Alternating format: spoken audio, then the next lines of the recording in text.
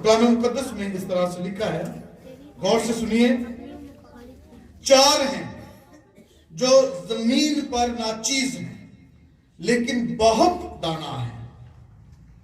چیونٹیاں کمزور مخلوق ہیں تو بھی گرمی میں اپنے لیے خوراک جمع کرتی ہیں، اور صافان اگرچہ ناتوان مخلوق ہے تو بھی چٹانوں کے درمیان اپنے گھر بناتے ہیں، اور ٹڈیاں جن کا کوئی بادشاہ نہیں تو بھی وہ پرے باندھ کر نکلتی ہیں، اور چھپکلی جو اپنے ہاتھوں سے پکڑتی ہے اور تو بھی شاہی محلوں میں ہے۔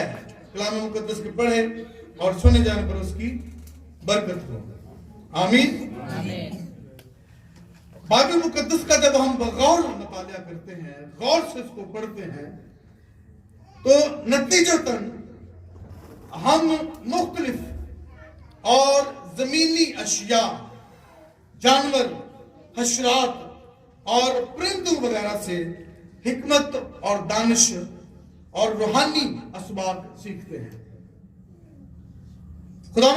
خدا فرماتے ہیں، خدا یسوع فرماتے ہیں کہ ہوا کے پرندوں کو غور سے دیکھو، ان کی زندگی پر غور کرو، ان کی صبح و شام پر غور کرو، ان کے دن اور رات پر غور کرو کہ وہ کس طرح پلتے بڑھتے ہیں، کس طرح کھاتے ہیں، کس طرح جمع کرتے ہیں، کس طرح وہ اڑتے ہیں، کس طرح وہ سوتے ہیں، کس طرح وہ جاگتے ہیں، کیا وہ محنت کرتے ہیں۔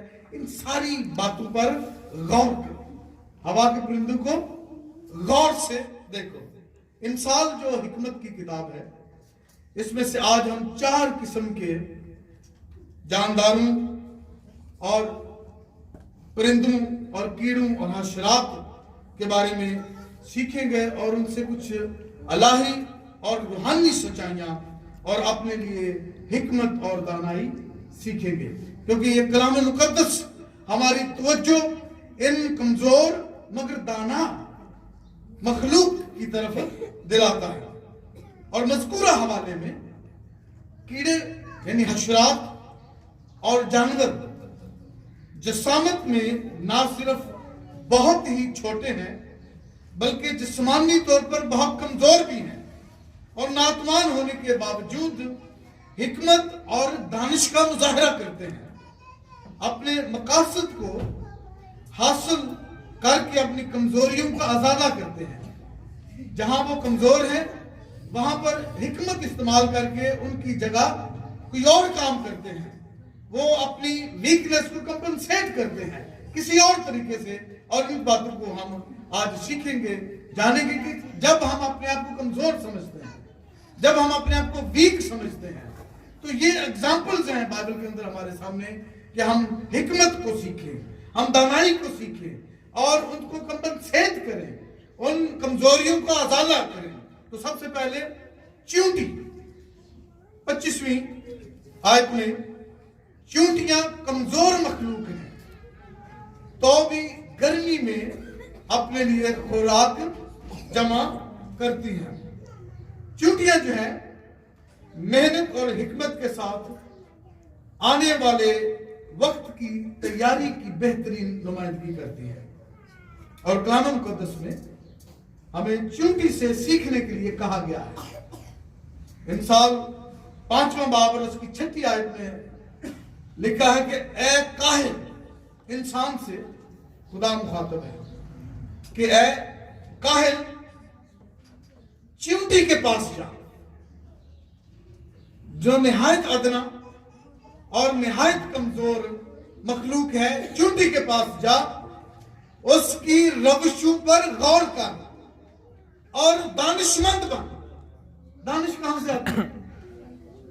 خدا کے خوف میں ہے، ٹھیک ہے، لیکن خدا ہمیں سکھاتا ہے، کہتا ہے کہ چیونٹی کے پاس جا اور اس کی روشوں پر غور کر اور دانشمند بن۔ چیونٹیاں بہت سی اقسام کی ہیں، تقریباً 12,000 سے زیادہ ان کی اقسام ہیں، اور ساری چیونٹیاں جمع نہیں کرتی، چونٹیاں زیادہ کھا لیتی ہیں اور زمین میں چلی جاتی ہیں، ہائبرنیٹ ہو جاتی ہیں اور اپنے اندر چربی پیدا کر لیتی ہیں اس خوراک سے، اور پھر پورے جاڑے کا موسم جو ہے وہ اسی چربی سے گزارتی ہیں۔ لیکن ہمیں اس چونٹی کے پاس جانے کے لیے کہا گیا ہے جو گرمی کے موسم میں اپنی خوراک مہیا کرتی ہے اور فصل کٹنے کے وقت اپنی خورش جمع کرتی ہے۔ چونٹی ایک ایسی مخلوق ہے جو سوشل ہے، جو سماجی لحاظ سے گروپوں میں، کالونیوں میں رہتی ہے، اور چونٹی کے 2 معدے ہوتے ہیں، 2 stomachs۔ ٹھیک ہے، چونٹی بہت معمولی سی چھوٹی سی ہے، لیکن اس کے بھی 2 معدے ہیں۔ ایک معدے میں جو وہ خوراک جمع کرتی ہے اپنے جسم کے لیے استعمال کرتی ہے، اور دوسرے معدے میں جو خوراک جمع کرتی ہے وہ دوسری چونٹیوں کے میں بانٹ دیتی ہے۔ اس لیے کہا گیا ہے کہ چونٹی سے سیکھ، اس پر غور کر، اس کی روشوں پر غور کر، اور کیا کر؟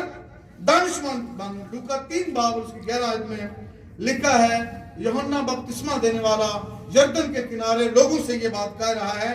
اس نے جواب میں ان سے کہا، جس کے پاس 2 کرتے ہوں۔ چونٹی کے کتنے ہیں معدے؟ 2 معدے ہیں، ایک اپنے لیے استعمال کرتی ہے اور ایک دوسروں میں بانٹ دیتی ہے۔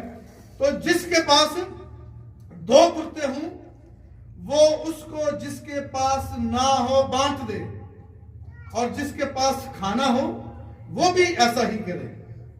چونٹی اپنی خوراک کے چھوٹے چھوٹے نظر نہ آنے والے ذرے، ٹکڑے، کرمز جدھر جاتی ہے ادھر بکھیرتی جاتی ہے۔ ہمیں وہ آنکھوں سے نظر نہیں آتے وہ ذرے، لیکن وہ جہاں جاتی ہے ان ذروں کو بکھیرتی جاتی ہے تاکہ انہیں راستہ معلوم رہے کہ وہ کہاں جا رہی ہیں، کہاں سے انہوں نے واپس جانا ہے، تو وہ دوسروں کے لیے بھی رہنمائی کا سبب بنتی ہیں۔ اپنے وزن سے 20 سے 50 گنا زیادہ وزن اٹھاتی ہیں۔ بائبل مقدس اس بات کی نشاندہی کرتی ہے کہ چونٹی دانش مند ہے، جو جاڑے کے لیے جمع کرتی ہے، جو موسم خزاں کے لیے جمع کرتی ہے، جب کھانے کے لیے کچھ نہیں ہوتا، جب پتے جھڑ جاتے ہیں، جب فصلیں کٹ جاتی ہیں، تو چونٹی کو دانش مند کہا گیا ہے، جو جاڑے کے لیے جمع کرتی ہے اور موسم گرما میں جاڑے کو نہیں بھولتی۔ کتنی افسوسناک بات ہے کہ جسے اشرف المخلوقات کہا گیا ہے، جو اپنے آپ کو سب سے زیادہ دانشمند تصور کرتا ہے، چونٹی جو کہ ادنا مخلوق ہے، اس کے پاس جا کر سیکھنے کے لیے اسے کہا گیا ہے۔ یعنی کچھ لوگ چونٹی سے بھی کم تر شعور اور احساس رکھتے ہیں کہ آنے والے وقت کی تیاری کریں۔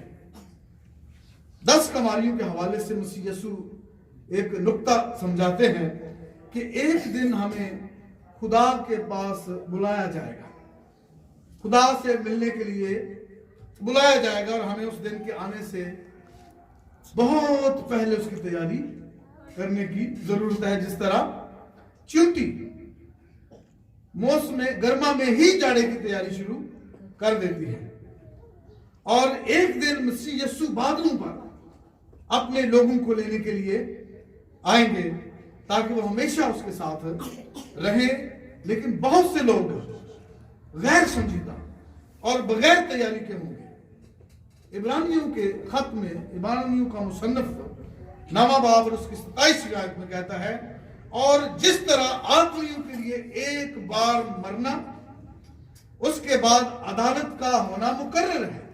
اب ایک بات تو مقرر ہے کہ ہر انسان نے مرنا ہے، اور مرنے کے بعد اس نے جی اٹھنا ہے، اور عدالت جو ہے وہ مقرر ہے۔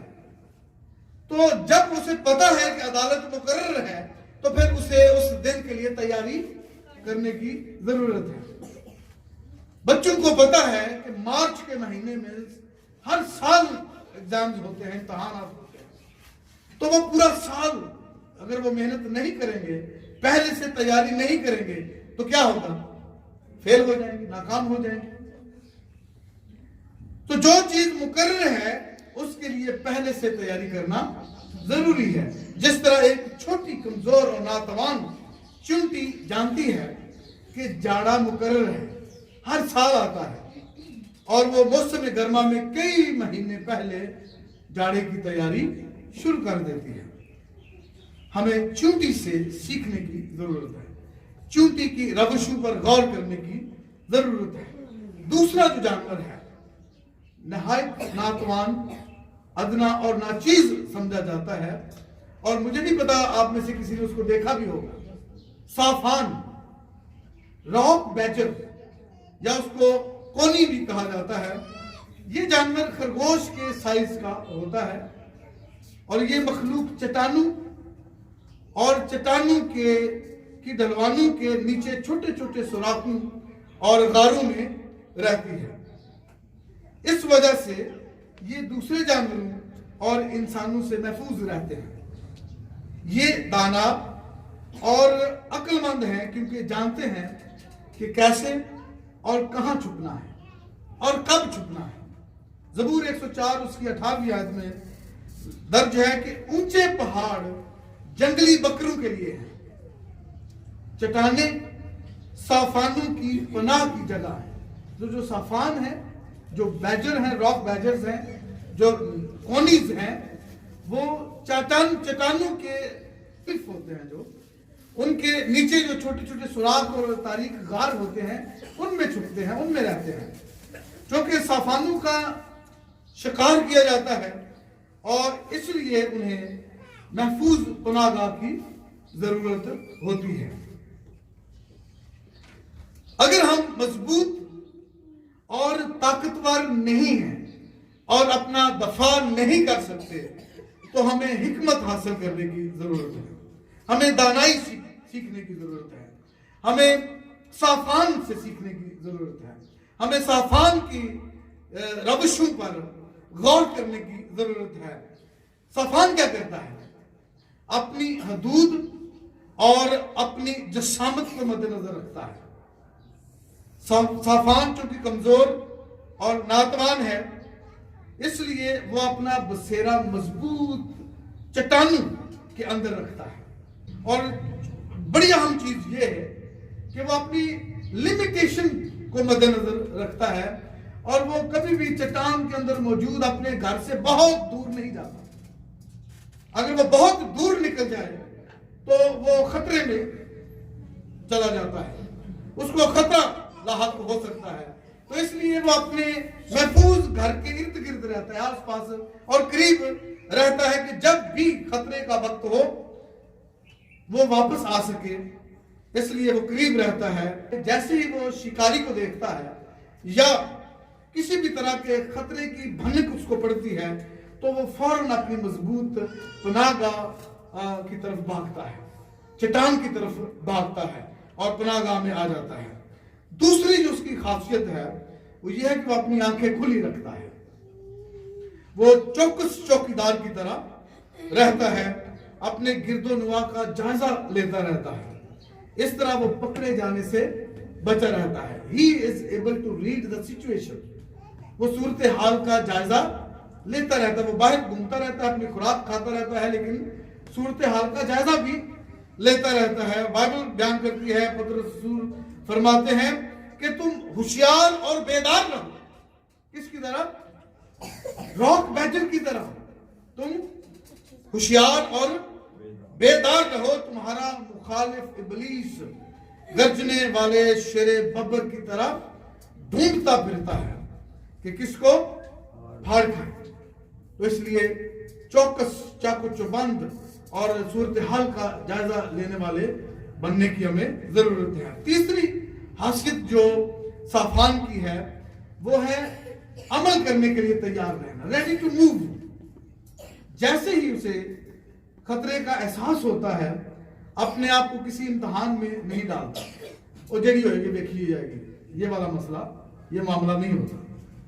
فوراً چٹان کی طرف بھاگتا ہے، فوراً اپنی محفوظ پناہ گاہ کی طرف دوڑتا ہے اور اپنے کمزور ہونے کا واویلا نہیں کرتا.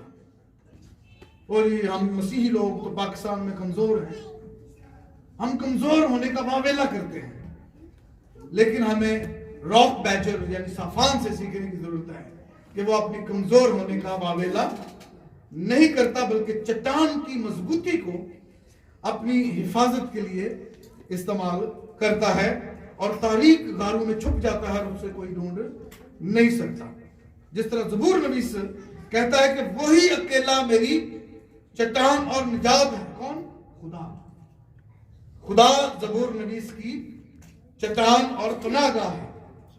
وہی میرا اونچا برج ہے، مجھے جنبش نہ ہوگی۔ میری نجات اور میری شوکت خدا کی طرف سے ہے۔ خدا میری قوت کی چٹان اور میری پناہ ہے۔ اے لوگوں، دوسروں کو بھی وہ یہ پیغام دیتا ہے۔ وہ کہتا ہے میری پناہ، میری محفوظ پناہ گاہ جو ہے وہ کون ہے؟ خدا ہے۔ اور دوسروں کو بھی یہ دعوت دیتا ہے کہ اے لوگوں، ہر وقت اس پر توکل کرو، اپنے دل کا حال اس کے سامنے کھول دو۔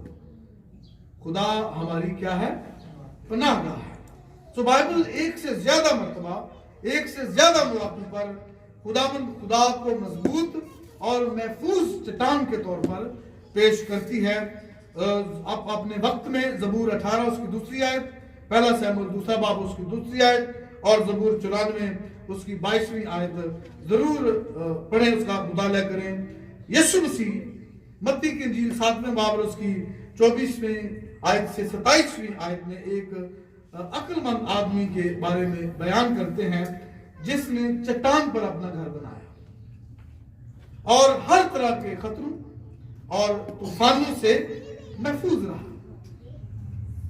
تو میری عزیزوں، یہ دانش مندی ہے کہ ہمارے پاس آنے والے طوفانوں اور خطرات سے بچنے اور چھپنے کے لیے ایک محفوظ پناہ گاہ ہو، اور اس زمین اور اس کائنات میں ایک ہی مضبوط اور محفوظ پناہ گاہ ہے، اور وہ ہے ہمارا خداوند یسوع مسیح، راک آف دا ایجز، جو ہمیشہ سے ہماری چٹان رہا ہے۔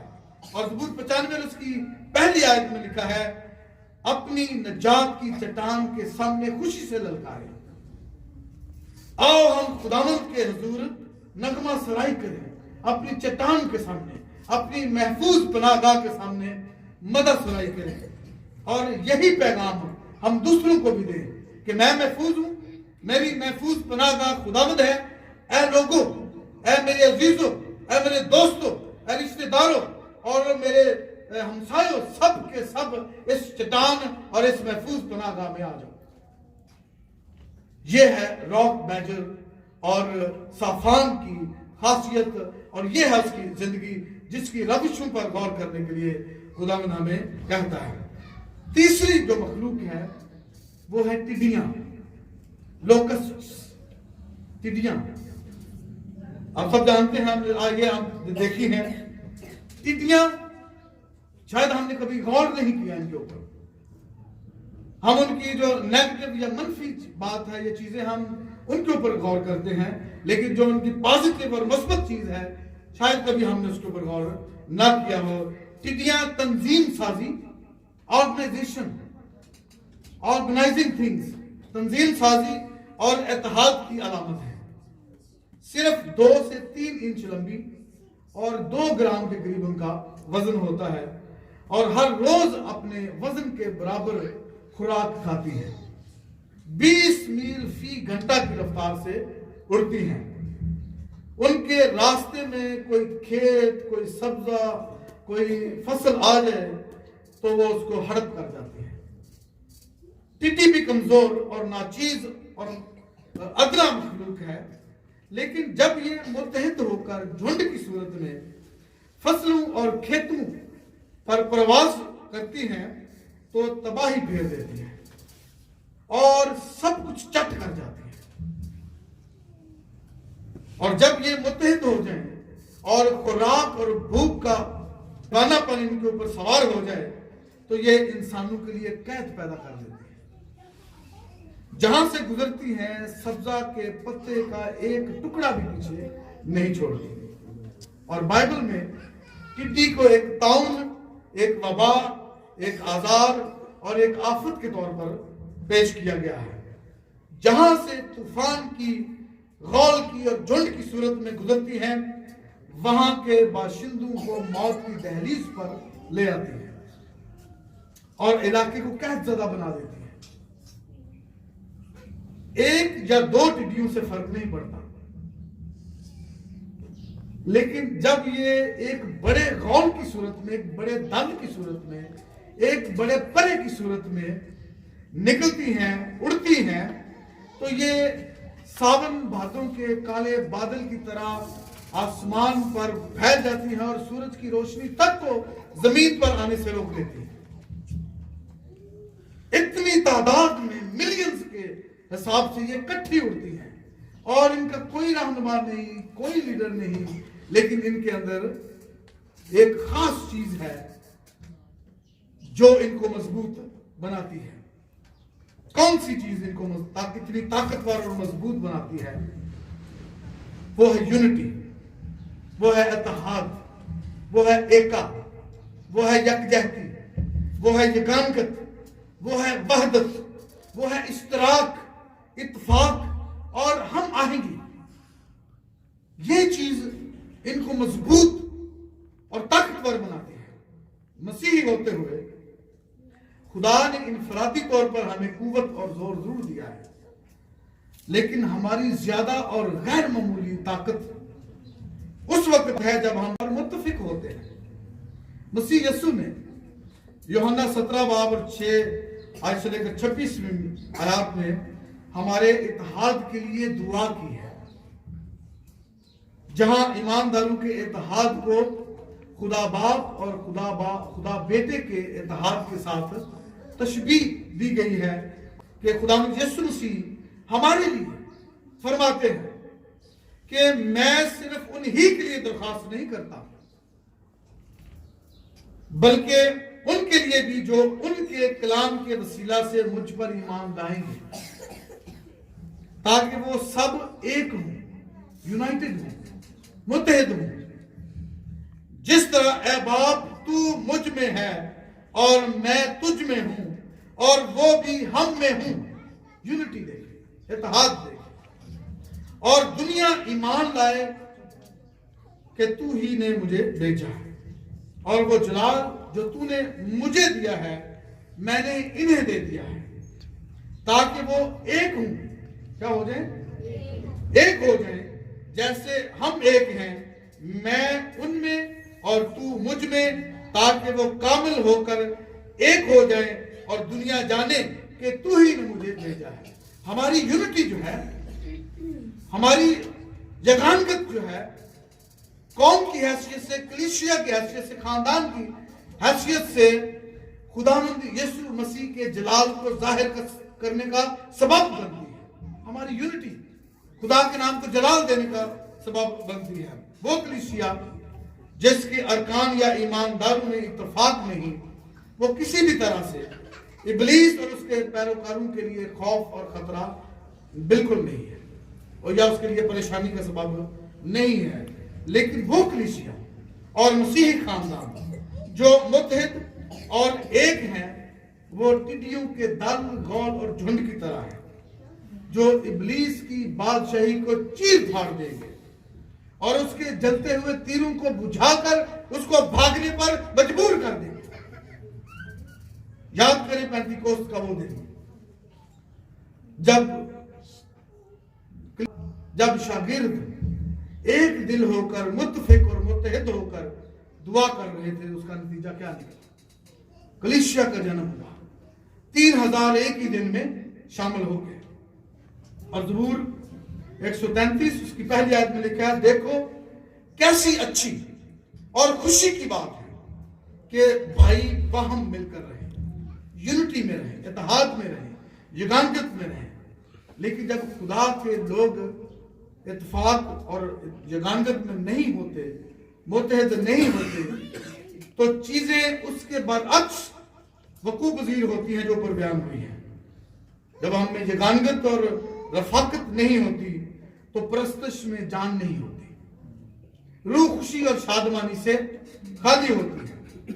قوت اور توانائی غائب ہو جاتی ہے، امن صلح اور سلامتی کہیں کھو جاتی ہے، اور جب عدم اتحاد اور نا اتفاقی کی وجہ سے ہم جدا اور الگ الگ ہوتے ہیں تو خدا کے وہ کام جو ہم میں اور جو ہمارے ذریعے سے ہو رہے ہوتے ہیں یا تو وہ کم ہو جاتے ہیں یا وہ رک جاتے ہیں۔ مسیحی اداروں کا حال ہمارے سامنے ہے۔ جب ہم کلیسیائی اور خاندانی طور پر نا اتفاقی کا شکار ہوتے ہیں تو شیطان کے لیے سارے راستے صاف ہو جاتے ہیں کہ وہ ہمیں نقصان پہنچائے۔ عظیم دیوار چین، اس کے ایک حصے کا آغاز تقریباً 700 قبل از مسیح میں ہوا، اور پھر کچھ وقفہ آیا اور وہ پرانی دیوار جو ہے وہ سیدھا ہو گئی، لیکن 1368 اور 1644 بعد از مسیح کے درمیانی عرصے میں وہ دیوار جو ہے وہ مکمل ہو گئی، مکمل کر دی گئی، جس کی لمبائی 3889 میل ہے۔ یہ اتنی موٹی، ٹھوس اور مضبوط دیوار ہے کہ کوئی اس کو گرا نہیں سکتا، کوئی اس کو ہٹا نہیں سکتا، کوئی اس کو نقصان نہیں پہنچا سکتا۔ یہ دنیا کے 7 عجائبات میں سے ایک ہے۔ اس کی بات ہم کر رہے ہیں دیوار چین کی۔ اس کے باوجود کئی دفعہ حملہ آوروں نے اس دیوار میں سے اور اوپر سے ہو کر چین پر حملے کیے۔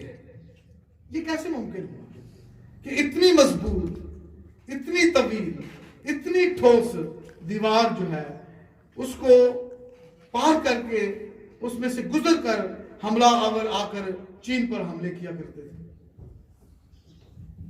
How did it happen؟ یہ کیسے ممکن ہوا؟ تو حملہ آور صرف یہ کرتے تھے کہ کسی محافظ کو رشوت اور زندگی کی مراعات اور ضروریات زندگی پیش کر کے دیوار میں موجود دروازوں کو کھلوا لیتے تھے اور چین پر حملہ کر دیتے تھے۔ یعنی صرف ایک شخص جو اتحاد کو اور اعتماد کو توڑتا تھا اور دشمن زمین پر طویل ترین، عظیم ترین اور مضبوط ترین دیوار میں شگاف ڈال دیتا، جس کا خمیازہ پوری قوم کو بھگتنا پڑتا تھا۔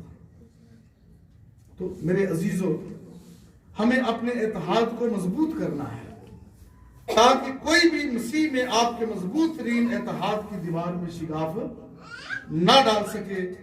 جب تک ہم مسیح میں متحد ہیں، نہ کوئی آپ پر غالب آ سکتا ہے اور نہ آپ کو کوئی شکست دے سکتا ہے۔ کبھی بھی اپنے خاندان اور کلیسیا اور قوم کے خلاف نہ جائیں، غداری نہ کریں، اپنے اوپر برائے فروخت کا ٹیگ نہ لگائیں۔ جو مرضی آپ کو پیسے دے، بریانی کی پلیٹ دے اور جو مرضی کروا لے۔ دشمن کے لیے دروازہ کھولنے والے نہ بنے، رشوت قبول نہ کریں، اپنے خاندان، کمیونٹی اور کلیسیاؤں میں تصادم، نقصان اور نا اتفاقی کی وجہ نہ بنے۔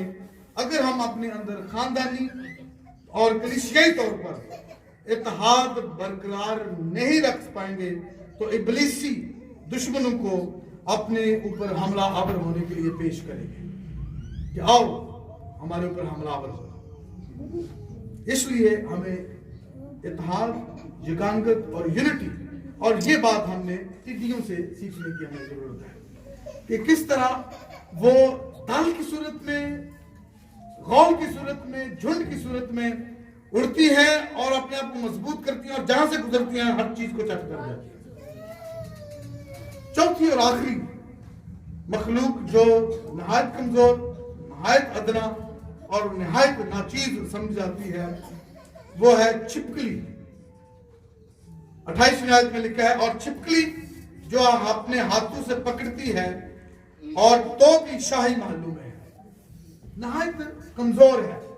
اور پنجابی کا ایک محاورہ ہے کہ ذات دی کوڑ کرلی شتیرہ نال جبھے۔